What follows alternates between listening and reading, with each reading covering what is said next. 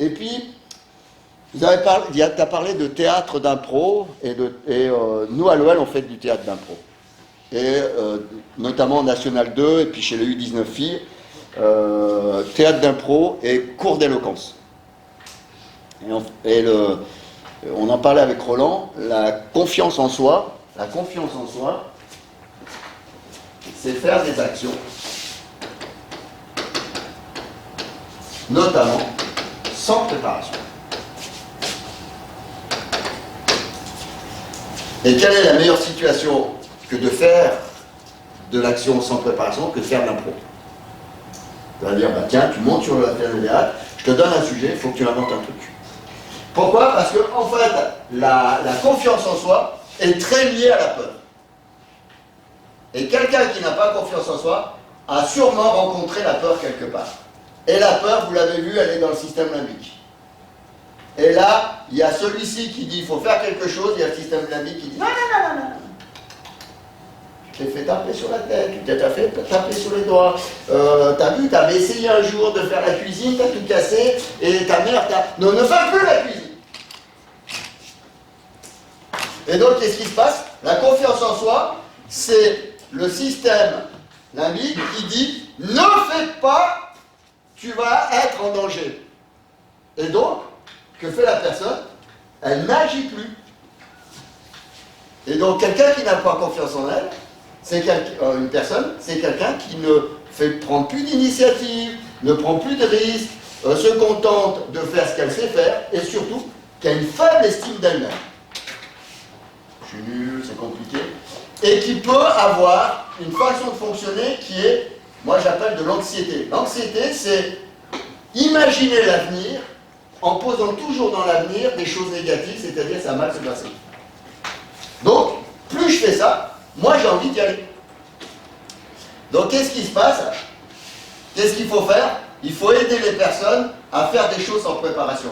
Autrement dit, tu vas faire 1, 2, 3, 4, 5, 6, 7, 8, 9, 10 actions. Bon, tu vas en louper 2. Et donc, tu as réussi 8.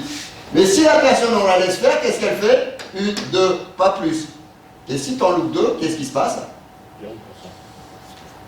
Ça confirme, en fait, qu'à chaque fois que je fais des choses, je suis nul. Je suis pas bon. Donc, il faut inciter les personnes à faire des choses avec la possibilité de se tromper. Et donc, l'erreur doit être intégrée à l'activité, à l'apprentissage, etc. Pourquoi? Parce que l'erreur est un élément normal du cerveau. En fait, le cerveau se construit en essayant, en faisant et en se trompant. Donc on a grandi en tombant. Ben ouais, on a grandi parce qu'on a appris à marcher et on est tombé.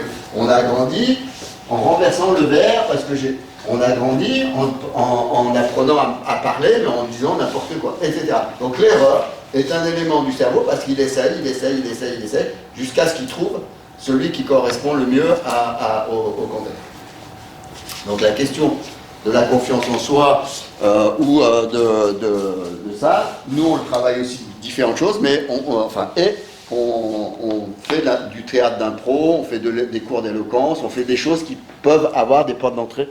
Comment on peut aborder ça par exemple chez les jeunes qui sont suivis, moi j'ai des jeunes par exemple qui vont partir au loup, ouais, et qui vont pas forcément être joueurs pro. Non.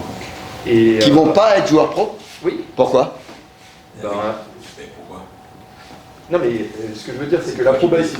Non, pas du tout, c'est pas ce que je dis. Je dis par rapport à ce qu'on disait ce matin sur la probabilité, la place qu'il peut y avoir aux joueurs qui suivent un cursus dans les clubs professionnels d'arriver au statut de joueur professionnel, on pourrait se dire, comme la part de réussite, ceux qui arrivent à devenir pro, elle est faible, ouais.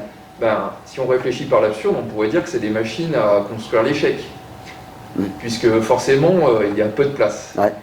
Comment, pour ces joueurs-là, on peut faire en sorte d'aborder cet échec, entre guillemets, comme quelque chose d'acceptable? Chez qui? Chez vos joueurs? Chez des joueurs qui potentiellement vont suivre le cursus... En deux mots, tous les mecs qui rentrent dans les pôles espoirs, dans les centres de formation, aujourd'hui, comme il y a 600 places chez les pros, aujourd'hui, il y a 600 emplois en France à rugby, et qu'il y en a 1200 dans les centres de formation, sur 2 années d'âge, 3 années d'âge, inévitablement, on prépare les mecs à faire.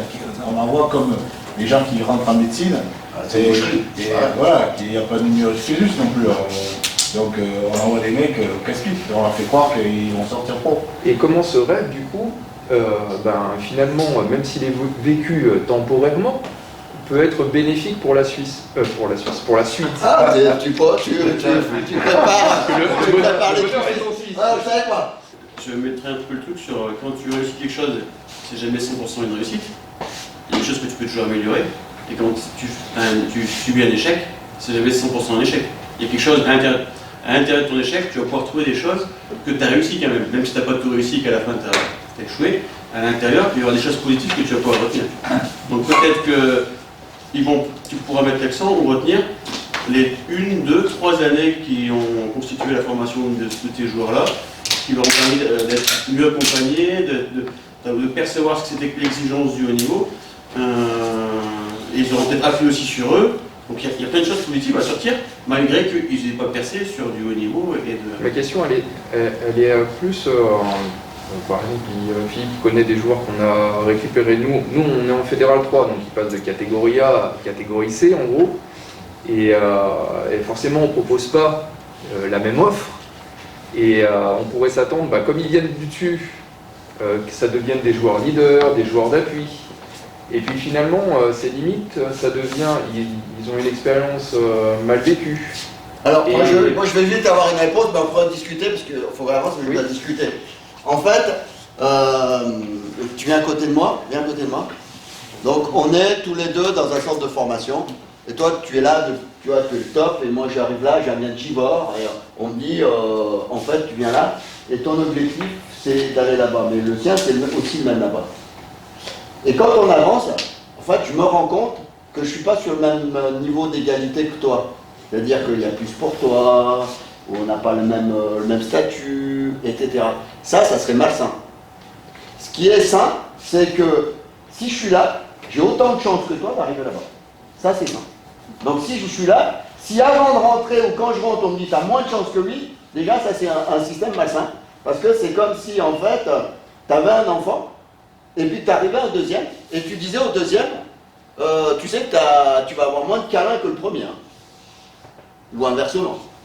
Tu vois, c'est comme si tu créais un phénomène d'injustice. Donc, ce qui est sain, c'est que la personne sache qu'ici, elle peut atteindre le même objectif, peut-être pas avec les mêmes moyens, mais qu'elle peut l'atteindre l'objectif. Et donc, ça, il n'y a pas de souci. Et après, qu'est-ce qui va être sain, c'est que quand tout le parcours qu'on va avoir ensemble avance, tout le parcours qui va ensemble, tout ce qui va se mettre en place est cohérent.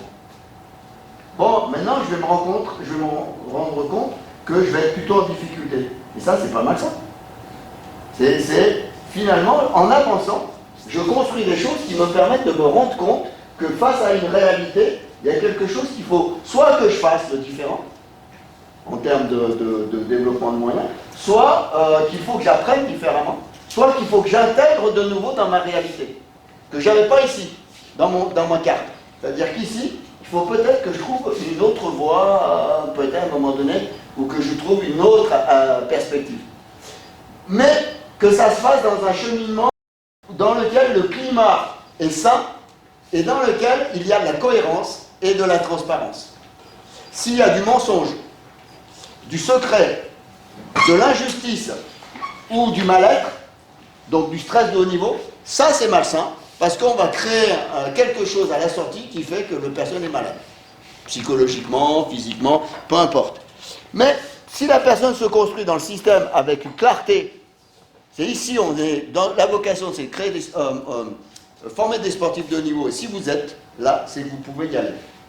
Mais si on fait semblant de dire, vous êtes là, et vous pouvez y aller, mais en même temps, je vais te montrer que tu ne peux pas y aller, là, c'est incohérent. Donc, pour moi, ça ne pose pas de problème si les personnes savent pourquoi elles sont là, pourquoi on travaille, et si elles y sont, tout le monde a accès à ça. Tout le monde peut y arriver.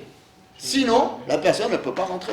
Je me positionnais plus du point de vue, si vous voulez, en fait, comme si on devait reconstruire une légitimité. C'est-à-dire que, comme on ne propose pas la même offre, par exemple, nous, à Givor, la personne qui vient de plus haut ne valide pas en fait notre offre, puisqu'elle a connu mieux. Ouais, bah ouais. Et même si on a envie de lui proposer mieux, bah, on n'a pas les moyens de lui proposer mieux. Non. Et c'est ce rapport à cette légitimité-là, en tant qu'éducateur, comment faire pour que le joueur il arrive à comprendre que, ben oui, il a eu sa chance, Ouais. mais c'est pas pour autant que tout est perdu.